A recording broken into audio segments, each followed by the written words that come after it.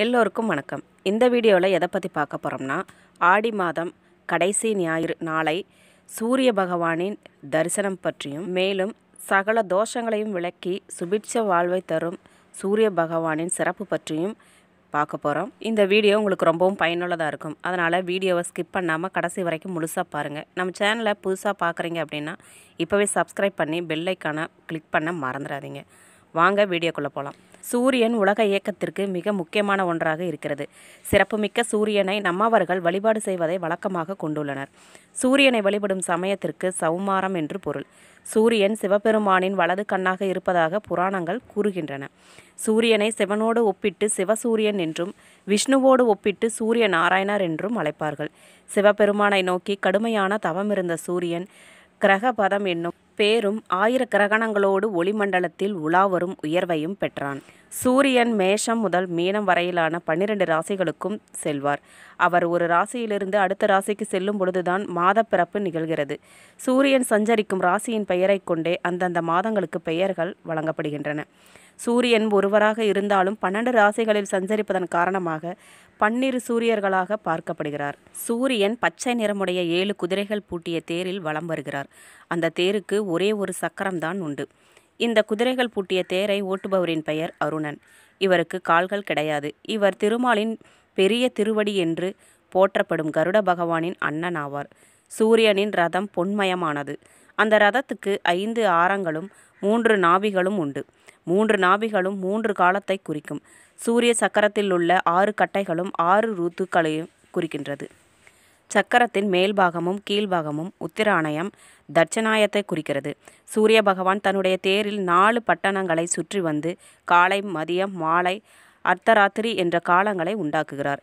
சூரிய பகவானை வழிபடும் விரதங்களில் முக்கியமானது ரத சப்தமி ஆகும். இது சூரிய ஜெயந்தி என்றும் அழைக்கப்படுகிறது. தை மாதத்தில் வரும் சப்தமியையே ரத சப்தமி என்று அழைக்கிறார்கள். அது மட்டும் இல்லைங்க, சூரியனை இந்த நாளில் தான் வணங்கணுங்கிறது கிடையாது. தினமுமே காலையில் அவரை வணங்கி வரலாம்.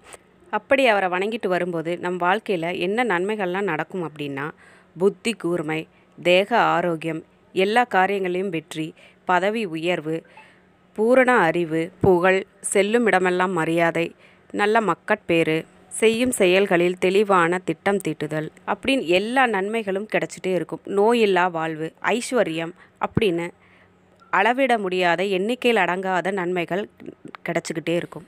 மேலும் நவகிரக சூரிய பகவான் காயத்ரி மந்திரத்தை ஜபித்து வழிபடுங்கள். இல்லத்தில் சுபிட்ச ஒளி பரவும். கிரக தோஷங்கள் அனைத்தும் விலகும். சகல மங்கள காரியங்களையும் தந்தருள்வார் சூரியனார். ஆடி மாதம் அம்மனுக்கு உகந்த மாதம். சக்தியை வணங்குவதற்கு உரிய மாதம். பொதுவாகவே வழிபாட்டுக்கு உரிய மாதம். விரதம் இருப்பதற்கும் பூஜைகள் மேற்கொள்வதற்குமான உன்னதமான மாதம். இந்த மாதத்தில் அறுவடை எல்லாம் முடிந்து அடுத்து விதைப்பதற்கு நிலங்கள் தயாராக இருக்கும். கோடை காலத்தில் பூமியானது பாலம் பாலமாக ஆகியிருக்கும்.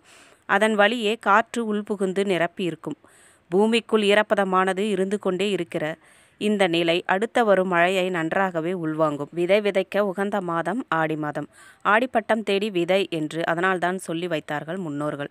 அதேபோல் பாலம் பாலமாக இருக்கும் இந்த காலகட்டத்தில் சூரிய ஒளியானது அதில் பட்டு இன்னும் பிடிப்புடன் இருக்கும். ஆடி மாதம் அம்பாளையும் ஆண்டாளையும் பெருமாளையும் முருக பெருமானையும் வழிபடுவதற்கு உகந்த நாட்கள். அம்பாளுக்கு வளைகாப்பு நடத்தக்கூடிய மாதம், ஆண்டாள் அவதரித்த மாதம், முன்னோர்களை வணங்கும் மாதம். இந்த அற்புதமான மாதத்தில் நவகிரக சூரிய பகவானை வணங்குங்கள். நவகிரக சூரிய பகவான் காயத்ரியை வணங்குங்கள். வாழ்வில் சகல தோஷமும் நீங்கும். சந்தோஷம் அருள்வார் நவகிரக சூரியனார். ஒற்றை சக்கரத்தில் உலகை முழுவதுமாக ஊர்ந்து சுழன்று வினைகளையெல்லாம் சுட்டு பொசிக்க சுடரொளியால் அகில மொத்தத்தையும் காக்கும் ஆதித்ய சொரூபனே உனக்கு நமஸ்காரம் என்று கூறி வழிபடுங்கள். இந்த மந்திரத்தை ஞாயிற்றுக்கிழமை என்றில்லாமல் தினமும் காலையில் சூரியோதயத்தின் போது சொல்லி சூரிய நமஸ்காரம் செய்வது, அவ்வாறு சொல்லி வழிபடுவது கிரக தோஷங்களெல்லாம் நீங்கும். இல்லத்தில் சுபிட்ச ஒளி பரவும். சகல ஐஸ்வர்யங்களும் பெருகும். காரிய தடை நீங்கும். எதிலும் எப்பொழுதும் வெற்றியை உண்டாக்கும். இந்த வீடியோ உங்களுக்கு ரொம்பவும் பயனுள்ளதாக இருந்திருக்கும். இது போல் பல வீடியோக்கள் தெரிஞ்சுக்கணும் அப்படின்னா இப்போவே நம்ம சேனலை சப்ஸ்கிரைப் பண்ணி பெல் ஐக்கானை கிளிக் பண்ணுங்கள். நன்றி ஃப்ரெண்ட்ஸ்.